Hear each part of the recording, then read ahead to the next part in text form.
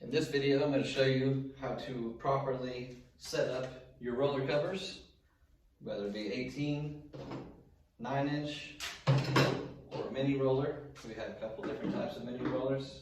We have the Fat Boy frame, which is actually a cage, just like how your 9-inch has a cage, or you have the skid frame.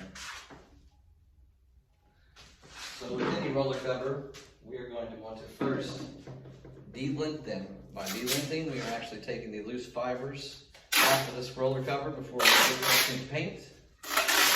You're going to cover the entire nap with masking tape. We use masking tape because it's stickier than blue tape. Once you completely cover the whole roll, smash all the tape in real good and just remove all of that excess loose fibers and hairs. We will do this 2 times. We will do this once before we put it on the frame and another time afterwards.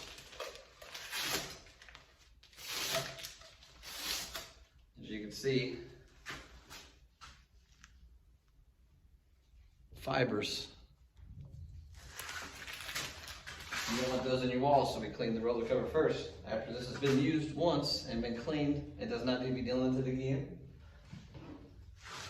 Put it on your 9-inch frame. Make sure it's slid down to the edge. And one thing you also want to make sure is we're cleaning these really good after use, because if this gets bound up right here, the roller will not move like this. What you'll be left with is a frame that is gunked up and will not roll, and you can't use that. That's because of lack of cleaning within here. These frames need to be cleaned. The paint will bind them up. Once we've got our nap on, we're going to go ahead and unroll some masking tape, holding it on the floor, and we will roll this along as long as we last a little bit of fibers out. And we'll continue to do this until we see less fibers on our tape. Then we know we're ready to start rolling.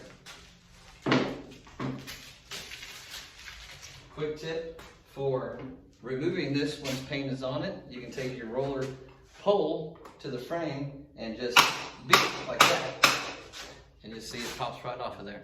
And then put in your plastic for safety or washing with your 18 frame.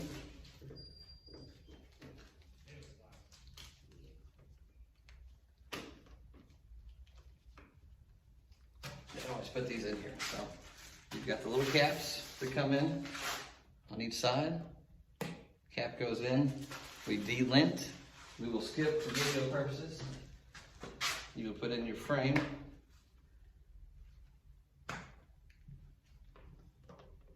And what you're looking for is a nice even distribution of weight here. So we'll try to get this as centered as possible.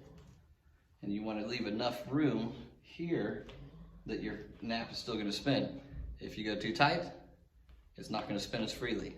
So you want to make sure you're giving enough slack for the roller to spin freely. Tighten the wing nuts down. I like to use a 5-in-1 or a screwdriver, and you get in here on your wing nut and just crank it down like that. It gives a little bit more than just hand tight. So that way you don't have to worry about this coming loose, falling off on you while you're using it. And that's it. So you got your seat. And another thing, cleaning these ends, crucial as well. Over time they will build up, so keep it in mind, keeping everything nice and clean. When we're done with our roller covers, we will store them in plastic. Most of the time we use these roller covers in the same place, so we will want to have them stored nice and tight in a sealed plastic, no holes. We're just going to use our dry roller cover as an example.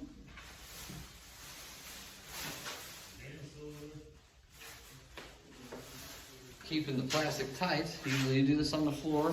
You want to keep this folded in and roll it nice and tight. Wrap it in again, nice and tight. And the idea is to have a nice, clean roll of plastic, not a big jumbled mess. And then we will use blue tape, not the white tape. Blue tape comes off, it does not rip the plastic. The white tape is gonna rip the plastic. So I'm gonna go across it on one end and on the other.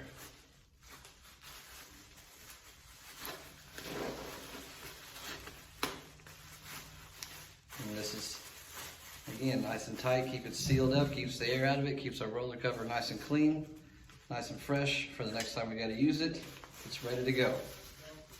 Seal all edges of the plastic with the blue tape. And now we also have an area where we can label what paint we've been using.